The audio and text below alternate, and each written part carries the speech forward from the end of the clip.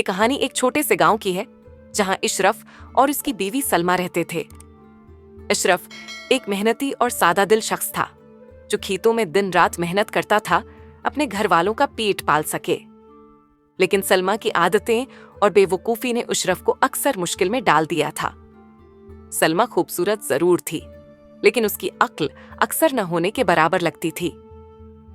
इसकी बातें और काम हमेशा ही कुछ न कुछ अल्टी सीधी हुआ करती थीं, जिसकी वजह से इशरफ अक्सर परेशानी में मुब्तला रहता था।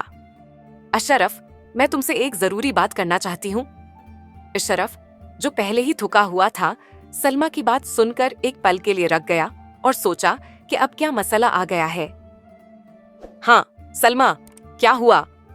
क्या बात है? उलझन में। आज मैंने सोचा कि तुम्हारे लिए कुछ खास करूं, लेकिन मेरा दिमाग ही काम नहीं करता। मैंने सब्जी लाने के लिए पैसे रखे थे, लेकिन गलती से उन्हें पानी में डाल दिया। अब वो पैसे भी खराब हो गए और सब्जी भी नहीं आई। अशरफ ने गहरी सांस ली और सोचा कि ये कोई नई बात नहीं है। सलमा हमेशा ही कुछ न कुछ ऐसी हरकतें करती रहती थी जिससे वो मुश्किल में पड़ जाता था। पुराने वाकयात का जिक्र इशरफ के ज़हन में वो तमाम पुरानी बातें ताजा हो गईं, जब सलमा की कम अक्ली ने उसे मुश्किलात में डाला था। एक दफा तो सलमा ने पूरा गांव सर पर उठा लिया था जब वो दूध खरीदने गई और दुकानदार से ये पूछ लिया कि दूध में गाय डालकर देंगे या अलहीदा। दूसरी बार जब वो खेतों में इशरफ के साथ काम करने गई तो उसे ये तक मालूम नहीं था कि पौधे को पानी कैसे देना है।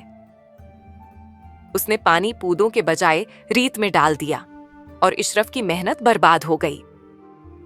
अशरफ ने सलमा को प्यार से समझाया, सलमा देखो, हर बार तुम्हारी उन छोटी छोटी गलतियों से हमें नुकसान होता है। मैं चाहता हूं कि तुम थोड़ा ध्यान दिया करो, लेकिन हर बार कुछ ना कुछ ऐसा हो जाता है जिससे मुझे परेशानी होती है।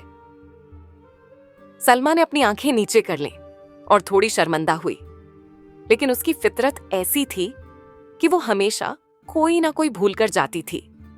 अगले दिन अशरफ काम पर जाने से पहले सलमा को हिदायत देकर गया कि वो घर के कामों का ख्याल रखे और उसे एक जरूरी काम सौंपा कि वो पानी का बिल जमा करवा दे।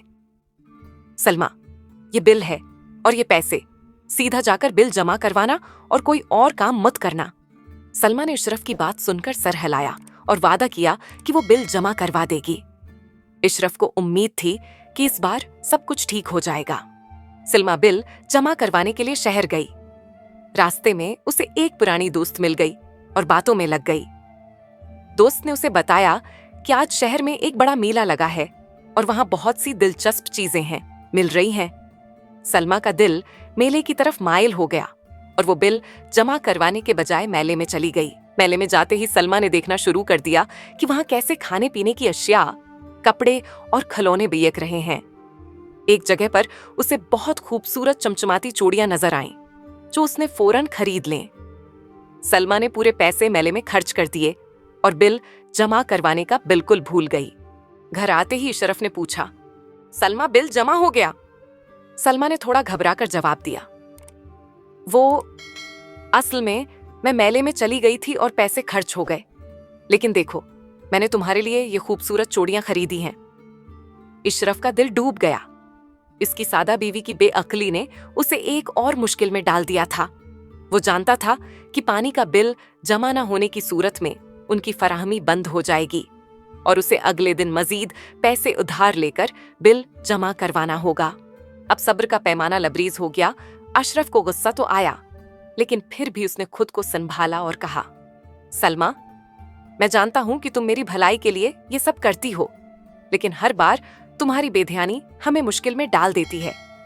मैं थक चुका हूं कि हर बार तुम्हें समझाऊं और फिर भी कोई फर्क नहीं पड़े।